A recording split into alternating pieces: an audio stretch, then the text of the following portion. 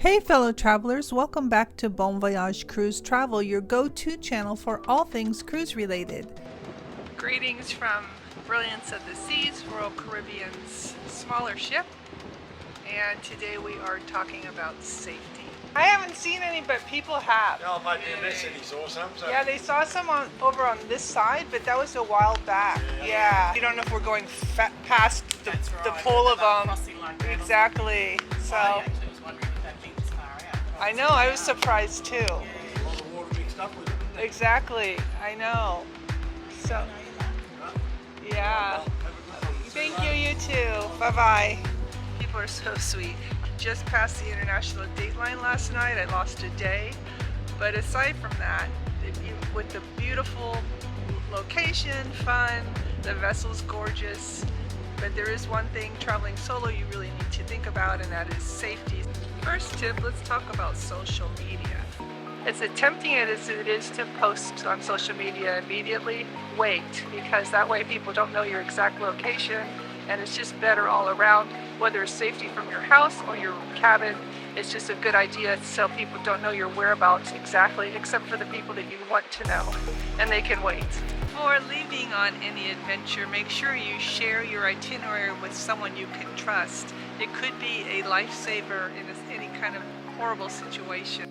And also bring a copy of the ship's numbers. You can find that on the cruise compass or one of the paper copies in the room or on your phone, so you know exactly how to get a hold of someone if something should happen. Problems happen when you get off your shore excursion and maybe you go explore in town for a bit, you think you have enough time and something happens, or you have a delayed taxi, or you walk too far, or you get lost. So like I say, always keep your ship information handy in case you need to call somebody for an emergency, but set an alarm, be there early, don't be that last person on the ship. This is a beautiful location, but always be aware of your surroundings. Keep alert and aware of what's going on. Watch your alcohol intake. You don't want to leave your things laying around. Lock up your things in the safe. Use common good judgment. Time flies when you're having fun. Set an alarm or make sure you're on local time. Get your time straight so that you don't miss your onboard departure. That would be a disaster. Stick to designated tourist areas and also respect local customs and laws. Always carry your essential documents in something waterproof, like this.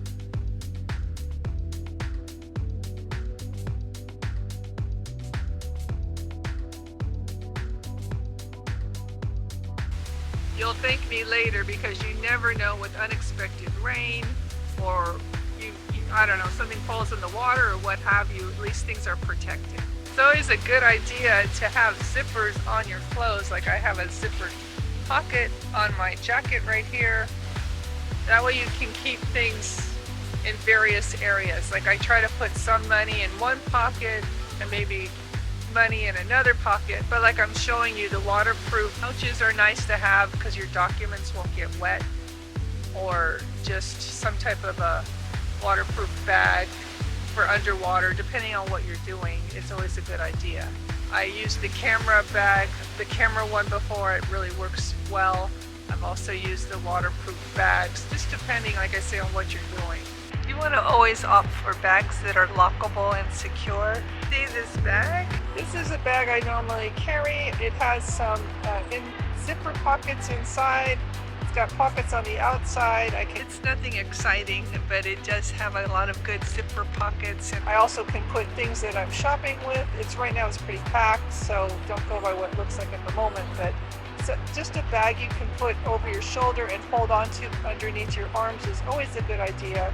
But as a rule, I try to distribute my money in different spots.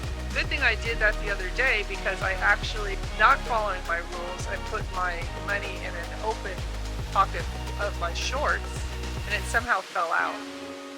I don't believe it was anything, pickpocket.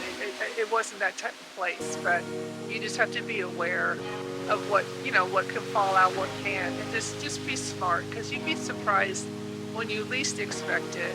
That's when you're going to get hit. So you really have to be vigilant and aware, and when you're by yourself, pay attention.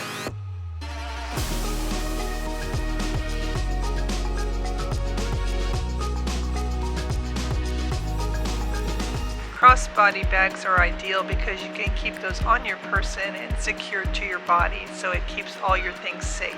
You want to keep those prying hands away. I also try to not bring every credit card. I'll bring one credit card, one ATM card, and my driver's license, and like I said, a copy of the passport.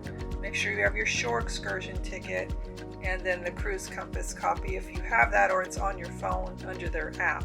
And even if I bring a purse, I'm going to go ahead and distribute my money and my cards in various pockets. I don't keep everything in one place.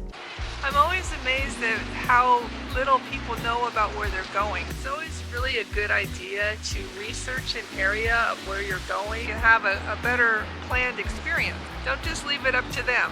I have a tendency to take the shore excursions from the ship because it's just safer, and you know you're going to get back on time and everything's going to go smooth. It's one less thing to worry about, and when you're by yourself, you don't really want to venture too far. It's just not a good idea. We're in the middle of a safety drill here. That's what you're seeing in my background. I was just in French Polynesia. So many people did tours on their own. They just hopped taxis and just did their own thing. If you can buddy up with somebody, say you met somebody on the ship, or you just met another group of people, and then you split it a bunch of ways, it's super inexpensive. I think someone told me that they did a taxi all around the island for $160 for 6 people.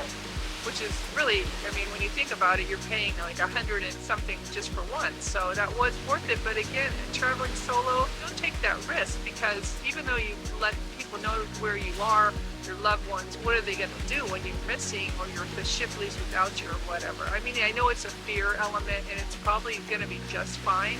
But just as a rule, it's best to just book a shore excursion with the ship. It's just way easier. I know it costs more, but it's peace of mind. It's always a great idea to check with the shore excursion desk to see how they handle the local currency. Generally, at least on my ship right now, there's an ATM machine right next to the shore excursion desk, which will give you dollars. And I found that on this particular trip, they want dollars instead of their local currencies, which makes it a lot easier because we stopped in 3 different places in French Polynesia, and all their money system's a little different. So it's just best to deal with dollars. So bring a little bit of cash. However, what I've noticed also on these islands is that they don't take a lot of credit cards. Tahiti did, because it's more of a major city, but the other 2 islands, Raiatea and Moorea, were just more local, so I had a hard time finding people taking credit cards. They accept it in the restaurants, but they like cash and they like American dollars. So again, every situation, every country is different. In Europe, they take credit cards pretty much primarily, so bring a little cash. But if you're going to a place that you know is primarily a cash society, then obviously bring more cash. And again, distribute it like I said. So also bring a fully charged phone. I always carry something like this, which is, make sure you charge it. But this comes in handy. I can't tell you how many times if I've used internet, because my particular phone plan, you can use internet for $10 a day. I have an AT&T plan. And sometimes when I use my phone and I'm downloading all my email or texting people or what have you, the battery on my phone really drains fast. So this comes in handy. It's a lifesaver. It's just an external charger, and it holds a good charge. So it will fully charge my phone or even my computer. So every one of these. So again, you're going to want a map. Either download it on your phone or have a general idea of what you're doing. A fully charged phone.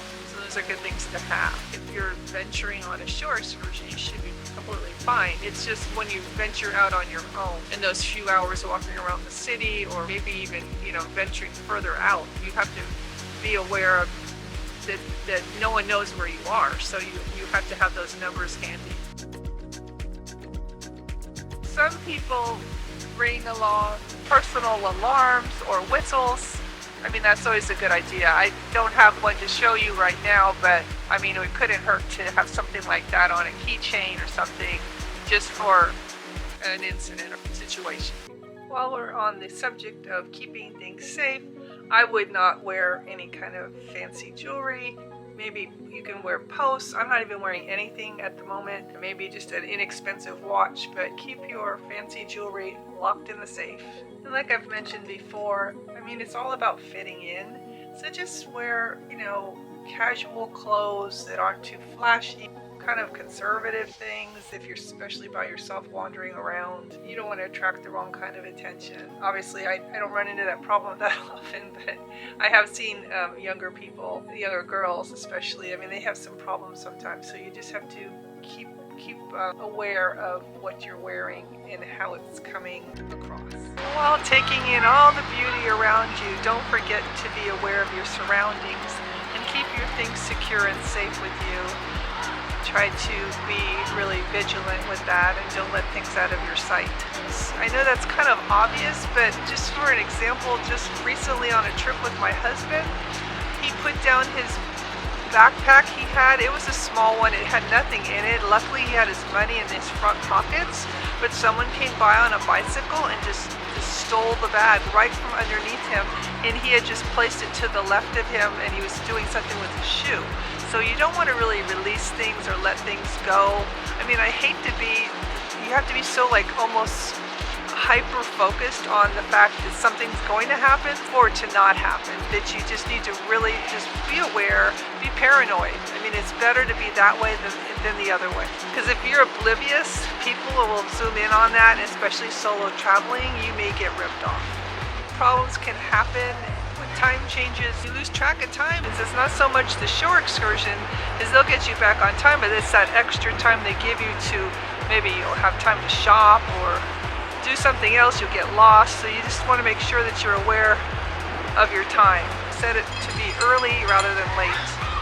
Also, take pictures of your essential documents on your phone. Another beautiful day at sea, and I can't wait to hit Auckland tomorrow, but again, these safety tips are helpful. I mean, I know they're kind of fairly obvious, but sometimes you just don't think about these things until they happen. And it's all about being prepared. I guess another thing to be aware of when you're solo traveling is before you leave your room to go down for your shore excursion, make sure you have your phone, the charger, your money, your shore excursion ticket, and that you've informed people of where you're going, what you're doing, put things in a waterproof pouch, and generally there's a lot of hurry up and wait in the theater if that's where you're going to be going, so it's just safety in numbers. It's just a good idea, but I hope this has helped you. Thanks for watching. Safe travels until next time.